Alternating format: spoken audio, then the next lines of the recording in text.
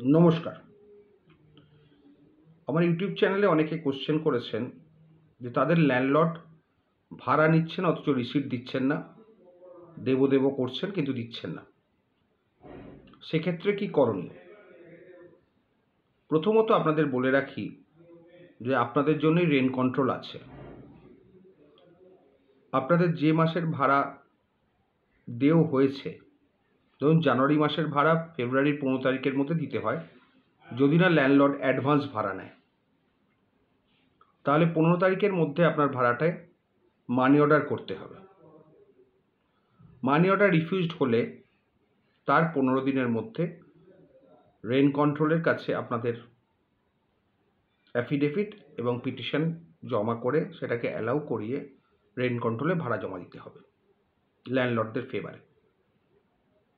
এটা দেখে নেবেন যখন ভাড়া জমা করবেন যাতে পিটিশনে বা ভাড়ার চালানে সঠিকভাবে ল্যান্ডলর্ডের নাম, ঠিকানা লেখা থাকে এবং কিসের ওপর ভাড়া দিচ্ছেন, কোন প্রেমিসেসের ওপর, সেই ডিটেলসটা যেন ঠিক করে বলা থাকে। এবং আরেকটা জিনিস আপনাদের বলে দিই যে ভাড়ার সঙ্গেও যদি আপনারা কর্পোরেশন ট্যাক্সও দেন, তাহলেও কিন্তু সেটাও ওই ভাড়ার সঙ্গে ইনক্লুড করেই মানি অর্ডার করবেন। মানে ভাড়া সংক্রান্ত যা যা আপনি পেমেন্ট করেন সব কিছুই কিন্তু মানি অর্ডার করবেন। সিস্টেমটা বলে দিলাম, সেই সিস্টেমে। এবং মানি অর্ডার করার পর আরেকটা আপনারা কাজ করতে পারেন, ল্যান্ডলর্ডকে একটা চিঠি করে দেবেন যে তুমি যেহেতু ভাড়া নাওনি তাই এটা আমরা মানি অর্ডার করতে বাধ্য হয়েছি, তারপরেও যদি না নাও তাহলে আমরা রেন্ট কন্ট্রোলে জমা দেব। ল্যান্ডলর্ডকে একটা ইনফর্ম করে দেবেন, সেটা আপনাদের পক্ষে ভালো হবে।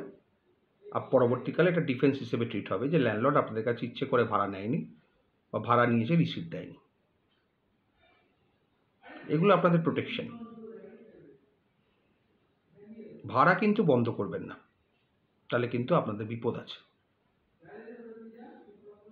এবার রেন্ট কন্ট্রোলেও আপনাকে সঠিক ল্যান্ডলর্ডদের যে নাম, সেই অ্যাড্রেস, প্রেমিসেস টেনেন্টস যে বিবরণ সেগুলো ঠিকঠাক দেবেন, নাহলে কিন্তু ব্যাড ডিপোজিট হওয়ার সম্ভাবনা আছে।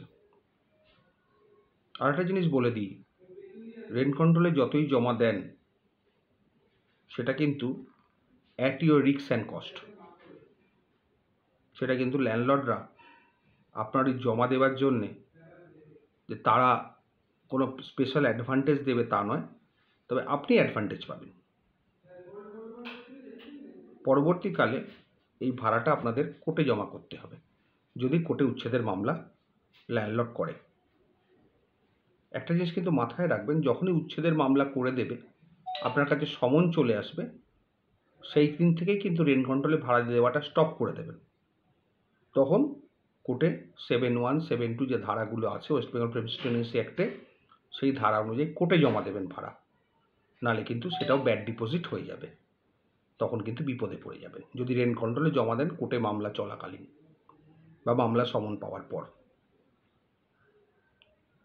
এবং 7(1) 7(2)তে আপনাকে দেখাতে হবে 7(1)-এ যে আপনার যতটা ভাড়া বাকি আছে সেটাকে টোটাল অ্যাড করে তার সঙ্গে 10% ইন্টারেস্ট পার অ্যানাম যোগ করে আপনাকে কোর্টে জমা করতে হবে।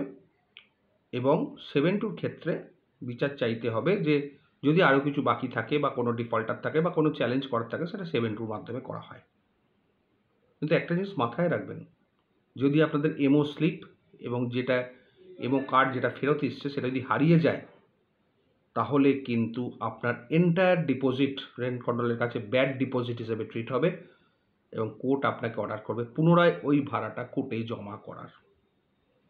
মানি অর্ডার স্লিপ এবং মানি অর্ডার কার্ড মারাত্মক ইম্পর্ট্যান্ট। যদি হারিয়ে ফেলেন আপনার সমূহ বিপদ, পুরো টাকাটা আবার উইথ ইন্টারেস্ট কোর্টে জমা করতে হবে। এটা মাথায় রাখবেন।